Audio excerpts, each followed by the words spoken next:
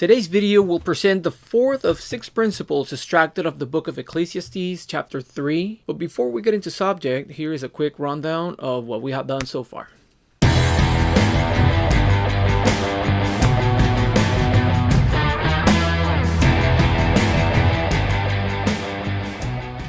Nothing better than to be happy. And this was taken from verses 12 and 13, which follows next. I know that there is nothing better for them than to be happy and enjoy themselves as long as they live. Moreover, it is God's gift that all should eat and drink and take pleasure in all their toil. So when I read this chapter, I not only picture myself having a barbecue in my backyard, right, like everybody else, but I also picture Jesus Christ having a good meal at Zacchaeus, Nicodemus, and most likely at home with his brothers and Mary, right? And for that reason, the Pharisees, they criticize and call the holiest man of earth a glutton and a drunkard. Listen, this isn't a call to get us all drunk or misusing food, but to grasp the word of God and use it properly. We already know that there is a time for everything and everyone, and that everything is beautiful in its time. And if we get to the point of not understanding a certain situation in our lives, to at least be happy. Don't worry, be happy. King Solomon said, there is nothing better than to be happy. To be happy in the time you're going through, to be content with what you have. It is the best thing you can do because that was established by God. And that removes actually all the should have, I could have, I would have done it this way. To be happy with all the simplest things in life. It also urges us to take pleasure in all our toil, as long as we don't offend God, obviously. And don't let anyone judge you for enjoying life. To take delight in the Lord, for rejoicing in the wife of your youth, to be happy raising children, because there is nothing better than to be happy in the time you're living today. Tomorrow, we don't know. We can be doing other stuff. We can be going through a different season. Or, you're probably doing something else in general. And I know you're probably going to tell me, I can't rejoice in this situation in my life. I can't rejoice in the middle of this pandemic. I can't rejoice with the loss of a beloved one. I can't rejoice with that decision I made in my youth when I was young. Okay, I get it. I think we all have our own share of the aforementioned. And I know sadness is a legitimate emotion. We cannot be happy in all situations. In fact, even Jesus, he was sad with the death of Lazarus. But you know what? Can we rejoice in the Lord in the middle of? Like in Psalm 23, you are with me even though I walk through the darkest valley. So I'm not going to rejoice in the darkest valley. I'll rejoice in the Lord while I walk through a certain situation. Up to 10 times, the Mosaic law in the Pentateuch urged Israel to rejoice before the Lord in the middle of the wilderness. Deuteronomy 28:47 refers to punishing the people of Israel because they didn't serve the Lord joyfully and with gladness of